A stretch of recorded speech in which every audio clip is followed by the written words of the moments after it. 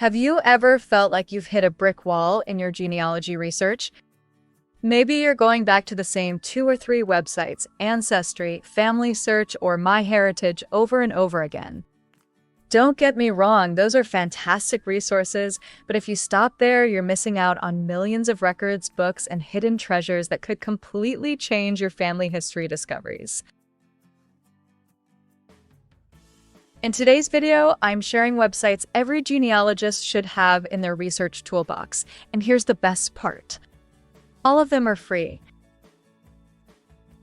So grab your coffee, open your notes, and let's dive in. Internet Archive. Most people know Internet Archive for the Wayback Machine, where you can look at old versions of websites, but that's just the tip of the iceberg. Internet Archive is a massive digital library with millions of books, documents, and collections scanned from libraries and archives worldwide. What you can find: city directories, great for tracking where your ancestor lived year by year. High school and college yearbooks.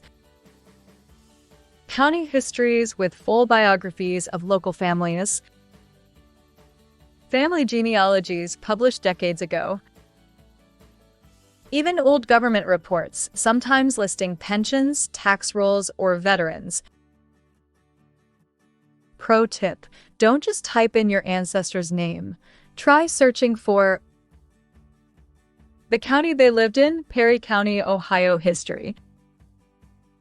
Organizations, Odd Fellows, Indiana 1890. Churches or schools.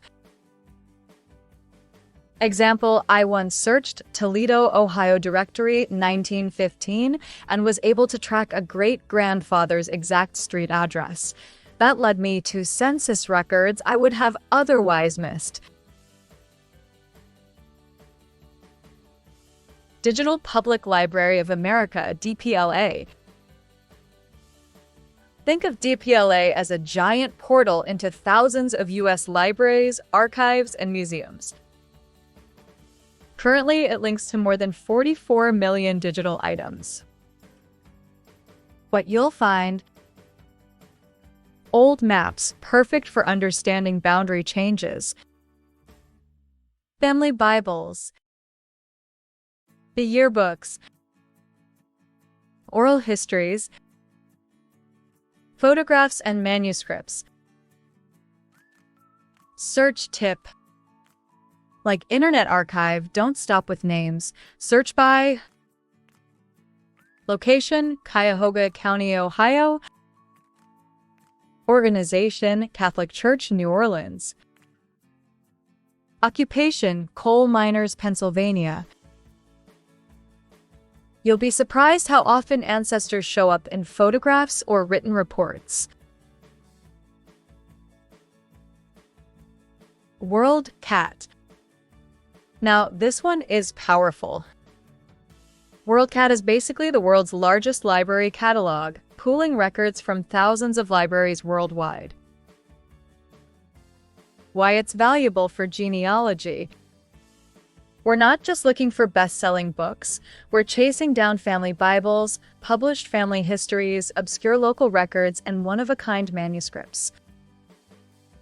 A family history published in 1920 by a distant cousin? It might be sitting in a library across the country. WorldCat helps you track it down. Tip: search not only by surname but also by subject. Irish immigrants, Pittsburgh. Methodist Church records, Kentucky. German settlers, Missouri.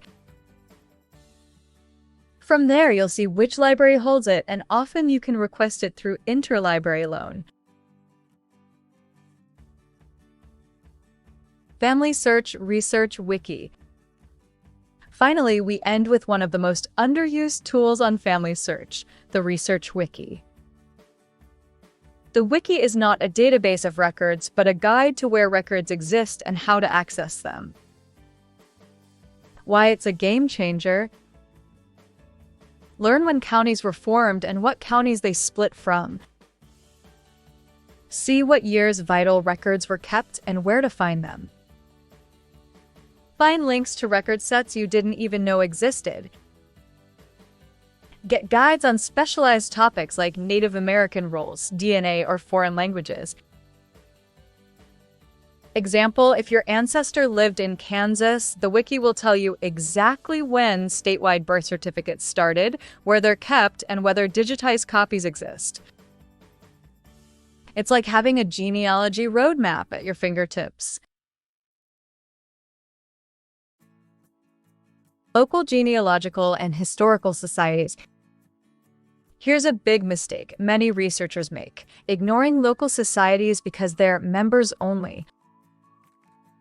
The truth is, even if you don't join, many societies make at least part of their collections free.